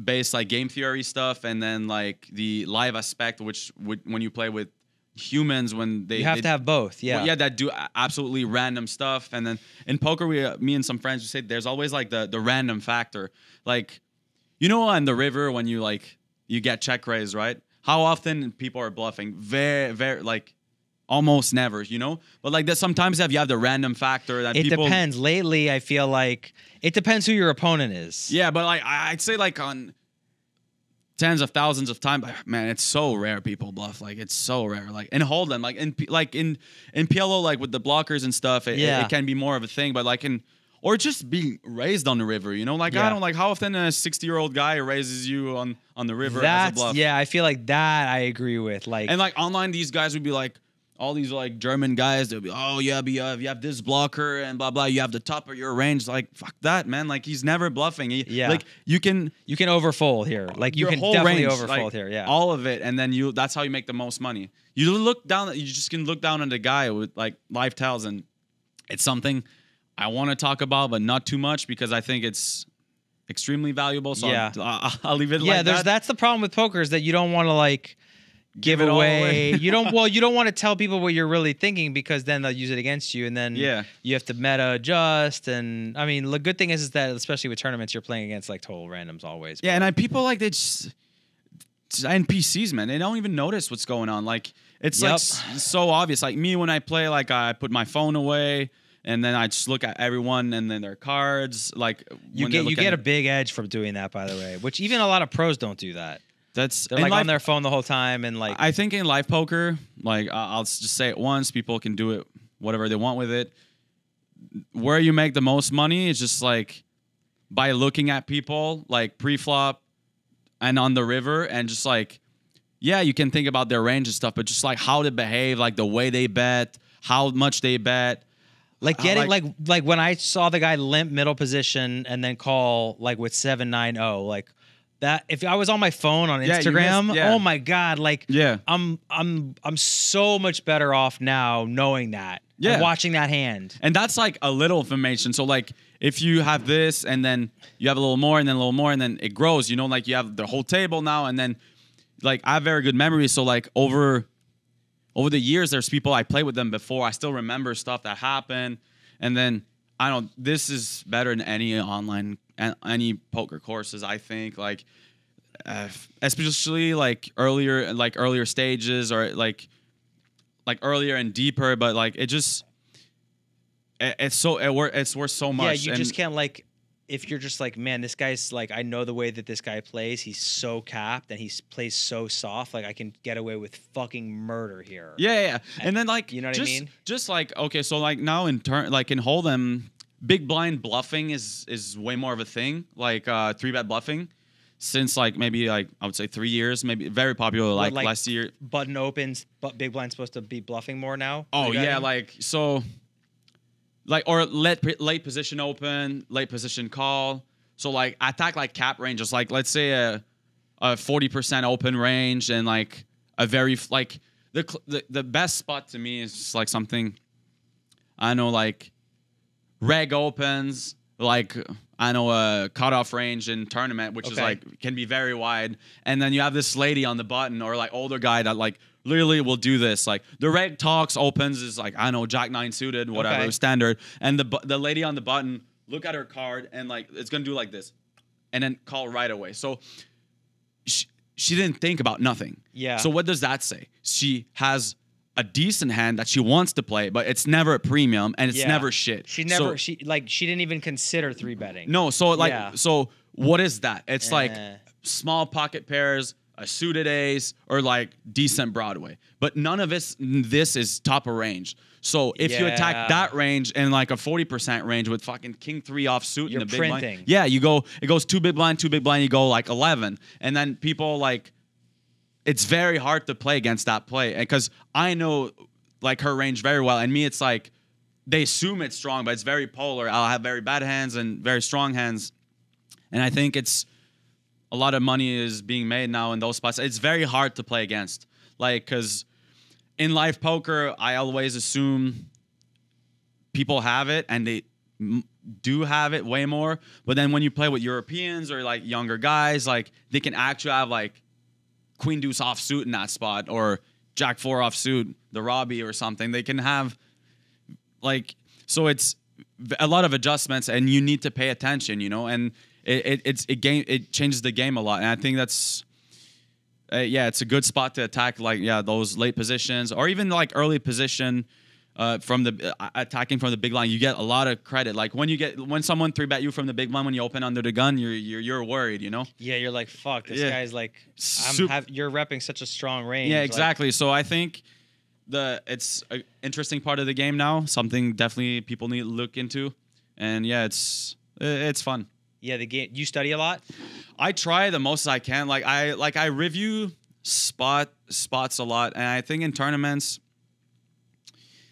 The difficult parts are like 3-bet pot out of position, blind on blind stuff, big blind button versus big blind, and then ICM stuff. Like when the field gets very small, like I know, like let's say 1,000 player field when there's like I know about it. I like to watch a video, but like I don't know anything like studying. Yeah, there's some obvious blunders that if you don't study, you'll blunder big time. Well, like deep in a tournament, like I'll say it one time, like because I want to give too much out.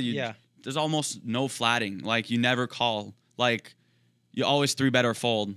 Like almost no flatting in pure. When you're shorter. Like like 2-3 final because you can apply pressure a lot. You know, like those spots like.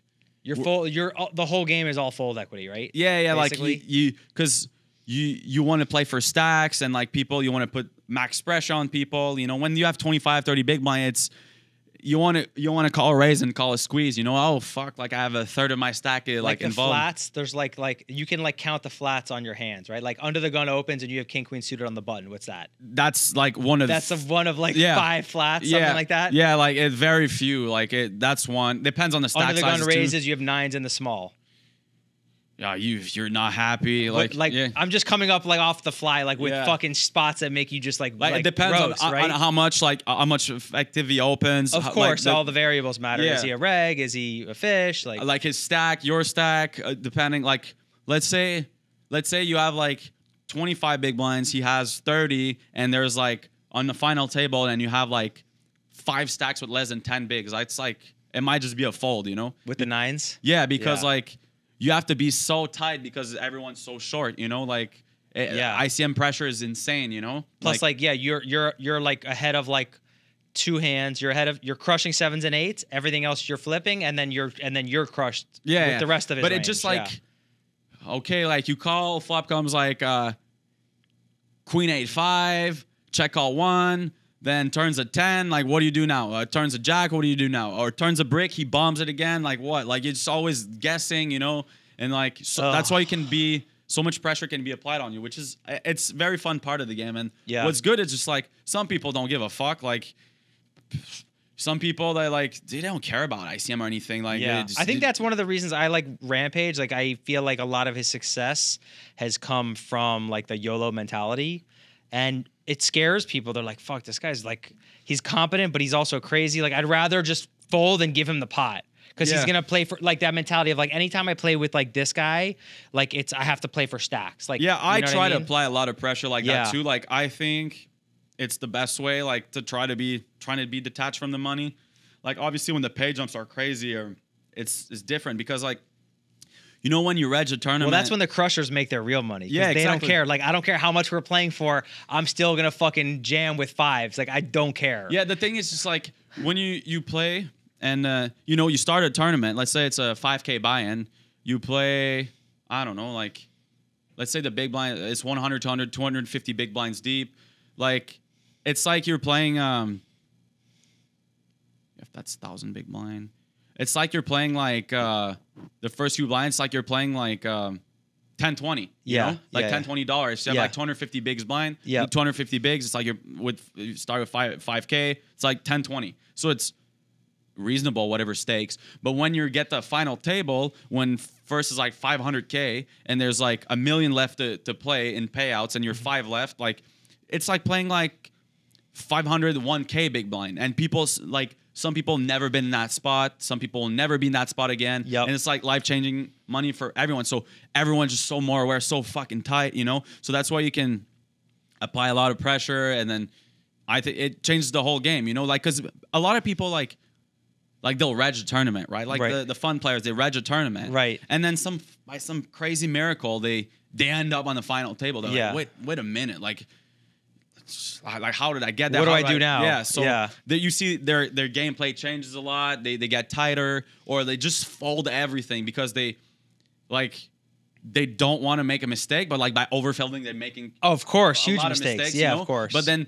they like, but it's like the safe route. yeah, they'll have like 30 big blinds. They're gonna blind out to like 9 bigs, jam their ace king, and then call by like 9s and lose a flip. I got that's so Yeah. sick. I lose this flip. Like, Yeah. but like you bleed it out until then. You know, they skip a lot of like, I mean, no brainer spots for a pro, but like they would say close spots or folds. You know, like, because another secret is like in late stage of tournaments, it's all a game of blockers. So like, let's say you rather have King 4 suited or Ace 4 suited on the cutoff than Jack 10 or Jack 10 suited or Queen Jack suited, because like, since it's a 3-bet or fold game, very few calling. What are the hands that you do it with as a bluff or value? Is like a hand with an ace. You know, you block aces, you block ace king. Yeah. So like, you can apply a lot of pressure by like, when you hold an ace in your hand, there's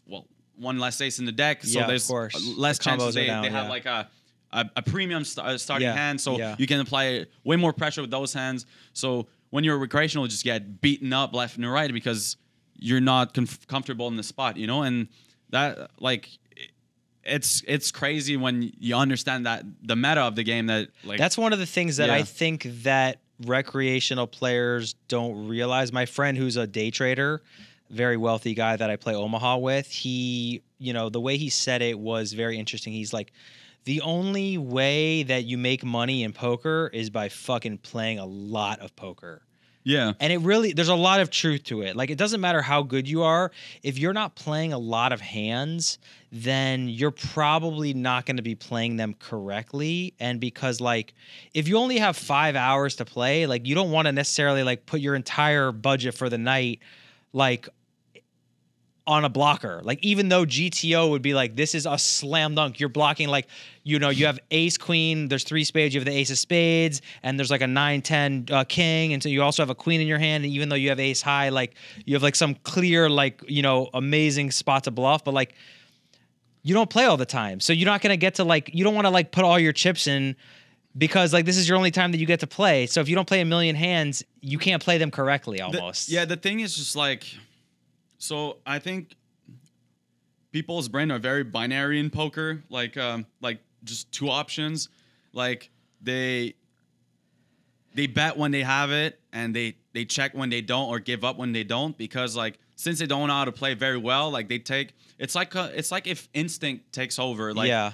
oh, like I'll just protect, like let's say how like women are in life in general, like more cautious. 100%. So like if my mom would play, she'd be the same. She'd be like, classic when people like women they Play it safe. poker. They're fear based. Yeah, exactly. Very fear based. So if their brain is very binary in like situations, like when they get to the river, like they're very linear. Like it means they have it or they don't. Like it's very clear. Like they give up, they check like this, like they like white flag, I don't have it. Like they're almost, hey, I don't have it. Just bet in my face, I don't have it. Or they're just like, how much you're playing, and then like they're hungry. It's obvious they have it. And so you can almost remove any bluffs in their game because they just don't know how to do it properly. Yeah. So that's very easy to play against. But then you have like crazy guys who just like they don't give a fuck. They're like, or my favorite one is when like one guy is like deep in a tournament. It's like they're 7-8 hours in, and they're like, oh, I have dinner reservation in like an hour and a half, or I have a flight to catch. So he's basically telling you like, hey, this is a buffet. My chips are a buffet. Like, come and have it. They're gonna blast it, but like, or they don't really care. Or it's crazy. So that's very nice too. But like going back to like, the people like just if they have a budget or a certain time, like everyone hates to get stacked, and like everyone hates bluffing too, because like if you don't know if it's a good bluff or not, you beat yourself up to it. Yeah, and when you're a wreck, yeah. you clearly you don't know what's a good bluff or not. Right. Like from theory point of view. Right. So like they'll just avoid that spot just for having that bad feeling, just like literally lighting money on fire. Like if you ask any of your friends that are not in poker, like, hey, would you? Let's say for 50% of the time, like my father-in-law, when he's like a 80-year-old Cuban guy, like when he'll be like, why did he go all in with ace jack there? And I'm like, I try and explain it to him, but I'm like, it's mandatory. Like he has to. Yeah. He's like, but he busted the tournament because of that. I'm like, yeah, but he had 8 bigs. Like slam dunk all in. Yeah. Okay. Yeah. Like, but yeah, like the people not in poker, like if you tell them like, okay, there's, I don't know, 5K in the pot. So like you risk 5,000 for 5,000, but like you're bluffing. And let's say he calls half of the time. Like, would you risk half of the time 5,000 to profit 2,500? Right, but that's exactly what my point was, is like if you don't get to play a lot of hands, those analysis don't apply to you. Yeah, because so you have to like only stab with the best. Yeah, they'll one day they're gonna play when they have it, obviously, because they don't want to risk it. And like people hate losing. They don't want to.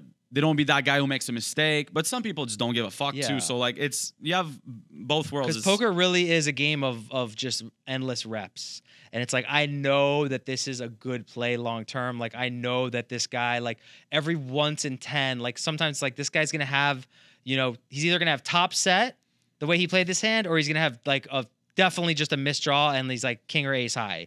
So like once in a while he's gonna have top set, and almost all the other times he's gonna just have missed nut flush draw, and like my bet's gonna work, and like that's fine. Like I don't care. Like I'm willing to look like a fool on the 1 of 10 that he has top set. Yeah. It's fine. Like I'm gonna look like a fool, but then I'll probably get good action for the next 3 hours, and that's cool too. You know what I mean? I think that applies a lot to Omaha, because like in Hold'em, since like there's like the no limit aspect, right? You can like be all in on every street. Yes. For X amount of big blinds. That's like one thing I'm like, I wish PLO had. Like it would be NLO, like no limit Omaha. Have you ever played it? I played like tournaments of it. It's crazy. No, you regret it. As soon as you get 8, 9, 10 jack double suited and someone goes all in for like 8x pot, you're like, I never want to play this game again. Like I have to see this flop, but I know that I can't call 8x pot with this hand. Like how they did it online is just, I think it was pot limit pre and no limit post. I think I've heard of that before. I think it'd be good format in cash game too. Which is actually good, because then what I just said, the thing I just said, you still get to see the flop. Yeah, exactly. Which is really where everything changes. Yeah. And then no limit, then you're like, all right, I don't care. I'm putting how much big blinds in it, and it induces action too. Like it's very action game, obviously Omaha, but like if it's no limit post, it's just like they have places also they have spread limit. So like I don't know what that is, but there was another format. What's spread limit? Spread limit is just like the limit. Let's say the max you can bet per street is like 2,000, or it could be 5,000. Or you know what another cool format is that I've seen is a per hand cap. Yeah, yeah. Have you ever played in a game like that where you can only lose you can't lose more than 5,000 in any given hand? Yeah, yeah, or like a number of big blinds. Yeah, I've seen that online. They have games like that. Do they? Yeah, I've never played them, but It makes a lot of action. Yeah. Because like even if you get super deep, say you run up a 100K stack and it's a 15K per hand, you can still gamble as if you're a short stack because you can never lose more than 15K of your stack. It's when you run a stack, it's like it's fun. It's like going south. Yeah. You know, because you're capped that well, everyone is like short and you're deeper. Yeah, so it's pretty nice. Yeah. It's nice. It's probably definitely worse for pros like crushers who love to get deep and put guys in tough spots and like abuse position. But for recreational players, it's fun because it keeps it light. Like you never have to if you fucking run good, you never have to worry about getting clean stacked for you played hard for 8 hours to win 10 buy-ins and then some guy fucking puts a crazy hand on you and then all of a sudden all your sessions gone and you're like, what happened? You know? That I think that's like the aspect I love the most from No Limit is just like anytime, any moment, everything changes. You can put it all too. Yeah. You know, like in tournaments, like over betting is like a thing. Like I mean in cash too, but like on the river, like you can just bet like 10x spot or 20x spot, 50x spot. And like just create like mad confusion and like you don't know if you're value betting or bluffing and then like it is a cool dynamic and like people are just they go. You don't really see ever more than 3x, but still 3x pot is like so far out of the realm of like for an Omaha player. Like I never have to go. Yeah, I never have to you'll worry see about like that. bigger, but like I think it's just like it's very good. Like I don't know, like you get to the river with 2 pair and then the flush hits and like. There's, I don't know, like 40 bigs in the pot, and then I jam 400 big blind, you know? And you have 2 pair when the flush hits. Then it's the guessing game. I'm like, oh, does he have a flush or he doesn't? So, like, and then, like, this, it's very different to have a 10x spot shove or then. I was doing that stuff in high school before it was a thing. Now it's a thing. Yeah, I mean, it's very good. My $20 buy-in games. Yeah. Well, like, also, like, the more the money matters too, like a later stage in a tournament or a bigger game, the harder it becomes to do that. But yeah, and also, but the more it works too, you know, the more like, effective it is. Yeah, because people they care more, you know. It's especially like a blocker. Like if you have the ace of diamonds on a 3 diamond board, and you almost can get away with murder. It's like I know that he doesn't have the nuts. Like, I can overbet so much that. But then does he know that? Like, it creates confusion, like you said. But yeah, like some people that like, oh, he would never do it with an actual good hand. But that's the thing. You do it with your good hands too, you know? And like it's where both, yeah. You have to like navigate when you do it at the right place. And I don't know, like obviously get caught sometimes or sometimes.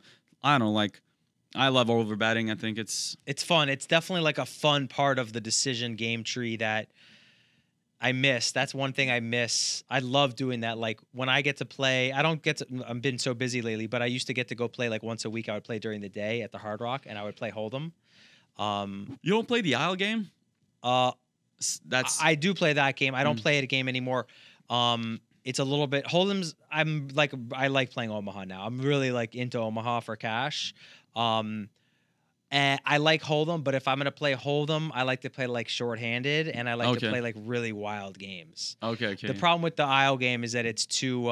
It's fun. It's a lot of like recreational players, but they take the game very seriously. Okay. It's a 10 a.m. game, which I like. For me, it's good for me, but it's bad because it's a bunch of guys just drinking coffee and folding. I like to play too many hands. Like I like to VPIP high. Okay. So I honestly am a loser in that game. I'm a loser in a lot of games, which is fine. But if my loss rate as a recreational player is moderate, I'm okay with that. Yeah.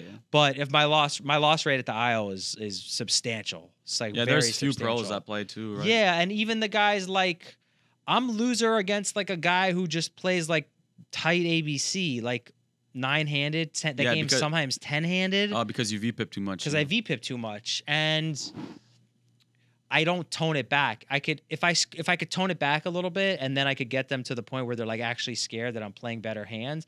Problem is that my image was fucked, and everyone just knew that I was full of shit all the time. I could never get a bluff through. It was bad. But that's just the beauty of poker. You know, you gotta like lick your wounds sometimes and be like, this game isn't for me. You know. Yeah, that's. I think it's a part of like maturity in the game too, knowing like your skill set, like how good you are, which game are you for you, and like choosing your games is where you make the most money. I think 100% like game like selection. like playing a smaller game with way better win rate than like a bigger game with a smaller, close to none win rate is like very key decision too, I think.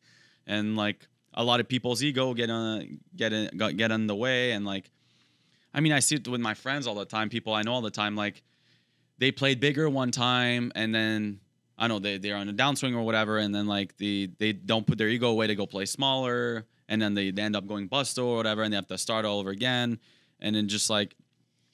But what the beauty of the thing is just in live poker, like the skill gap in between like let's say 5-5 to like 100 or something, it's not that. No, it's not. Not that Sometimes the bigger the games are even softer. Yeah, and then like that's what's crazy about it. But like it's very dangerous too, you know, because like the variance is big. So like if you're not rolled for it, you just get one thing that murdered. I think that I've seen the most common mistake is that people just don't understand how big variance is. It's like, yeah, you could have a big skill advantage and then go play fucking shorthanded 4-card with a 4 blind even game. in 5-card, man. Yeah, like you're basically playing slots. Like, yeah, you might have, let's just say you have like some crazy win rate, right? But then the game gets short and they add a straddle. Like your variance now is 100x whatever your win rate was. Yeah, exactly. Because like I don't know, like I know you end up like straddling to like 500, and you guys are like 20K deep or something, and you're usually playing I don't know 5-5 with like 1K buy-in. So now you're playing 20x your buy-in. Yeah. But now you're the blind is like half your usual buy-in, and then like you're playing with the 20K stack versus like 2 whales or something. I don't know, you 3-bet double suited aces to like 10K pre-flop. They both call, and then flops come shit. You have to stack off, and then you get called by air and ass, and you get stuck. But like sometimes you'll have a good flop, and you're like dead. Yeah, you're like great. Like now I dusted all my money, but like it was still the right thing to do. But it's so painful, and it's so much according to what you usually play, you know. So like, and these guys, they don't care. Obviously, it's irrelevant. Pennies, yeah. So that's like a common mistakes we've done. Me and my friends done. It's why, like, I tell people, like, my friends that are, like, professionals, I'm like, look, I'm not a professional, but I am, like, I'm good with money and I'm good with math. And I can tell you that it doesn't matter how soft you think this game is. Like, if your bankroll is 100, there's a very good chance you're going to, like, lose 50K if you go and play in that game. Yeah, so do you really want to like take that risk? Like you have 100K, you're fine. You have plenty of games to play in. You have a good life. Like, do you really think you're going to be able to fall asleep tonight if you lose 60 out of your 100? Because it's definitely possible if you go and you play in that game. Yeah, the most I've lost, I think, in one game was in a private game here was 62. Or it's a big number. I think. How'd you sleep that night? Not good. It was not good. Yeah, and I think the game might have been like it's like I'll never know. It's like sketchy people, sketchy stuff happen. But I don't know. Maybe I just ran totally by. It was like 5-card 2-side, like, and like I'm doing like saying this humbly, like, cause like you know when sometimes people lose, they're like, I got cheated or whatever. But like this time, like I know when like I got unlucky or like I played bad, like I can say. But that one was just like, you know, I'll never know, and it got me like very skeptical of those games. So now I try to stay away from it. Yeah, you got to be careful. I haven't played in months, and you got to be really careful with games. You got to be really, really, really careful. Well, listen, we've gone a long time. I have to go pick up my kids for school pretty soon. I want to do it again. You're gonna win another tournament, okay, and then we'll do another podcast episode. I had wanted to do a mini cash game with you on the air, but I think we're out of time. How much longer are you in town for? I don't know. Like I have to check when I'm going to Europe. So I want to go in the next few days. I have to decide that pretty much today. So, but I'll be back in April or something. Okay, we'll do it. I want to do a thing where we play like a Hold'em, or maybe we'll do round of each. We'll play a little Hold'em and a little Omaha on the air. We'll both have our phones and we'll play a digital version, and we'll play like 1K bullets, 5K max loss or something fun like that. So okay. You're in? Yeah, I'm in. All right, sweet. Well, thank you guys. This was a long one. Poker is the best. We're going to make a bunch more poker podcasts, so stay tuned. Peace. That was fun. That was good, yeah. That was great, bro. You did good. You crushed. I didn't get to say some degenerate stories, but I can say We can that do them on later. the next time. Yeah, Yeah. for sure.